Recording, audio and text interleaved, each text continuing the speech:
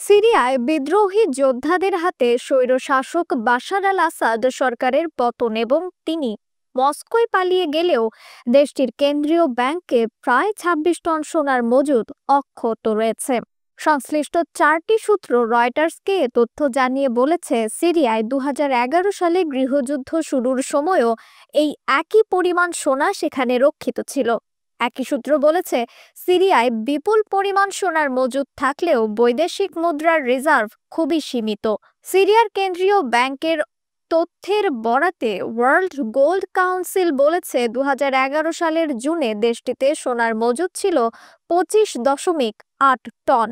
রয়টার্সের হিসাব মতে অর্থের অঙ্কে এটি ২.২ বিলিয়ন ডলারের সমান। সূত্রগুলোর একটি রয়টার্সকে বলেছে, নগদ অর্থে বর্তমানে সিরিয়ার বৈদেশিক মুদ্রার রিজার্ভ মাত্র ২০০ মিলিয়ন ডলারের মতো। অন্যদিকে আরেকটি সূত্র বলেছে, রিজার্ভের পরিমাণ কয়েকশো মিলিয়ন ডলার।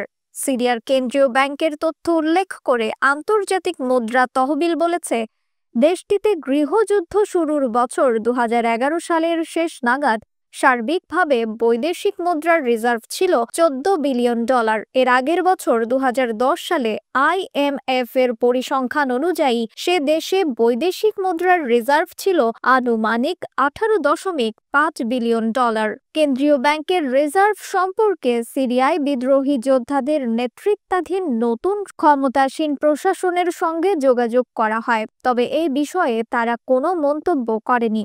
গৃহযুদ্ধ শুরুর পর থেকে আসাদ দেশের আর্থিক বিষয়াদি নিয়ে তথ্য IMF, ওয়ার্ল্ড ব্যাংক বা অন্যান্য আন্তর্জাতিক অর্থনৈতিক সংস্থার সঙ্গে শেয়ার করা বন্ধ করে দেন। গৃহযুদ্ধ শুরুর দীর্ঘ ১৩ বছর পর সম্প্রতি বিদ্রোহীদের ঝোড়ো আক্রমণের মুখে ৮ ডিসেম্বর ক্ষমতা ছেড়ে রাশিয়ায় পালিয়ে যান বাশার আল আসাদ। অস্থির পরিস্থিতির মধ্যে কিছু দুষ্কৃতকারী সিরিয়ার কেন্দ্রীয় ব্যাংকে হানা দিয়ে সিরীয় পাউন্ড হাতিয়ে নেয়, তবে তারা ব্যাংকের প্রধান ভল্ট ভাঙতে পারেনি।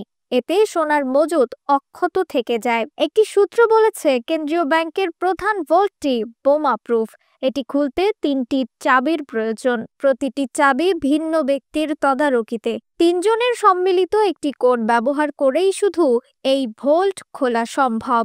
নিউজ ডেস্ক, রিফাত আরা ইসলাম, ভোরের আকাশ।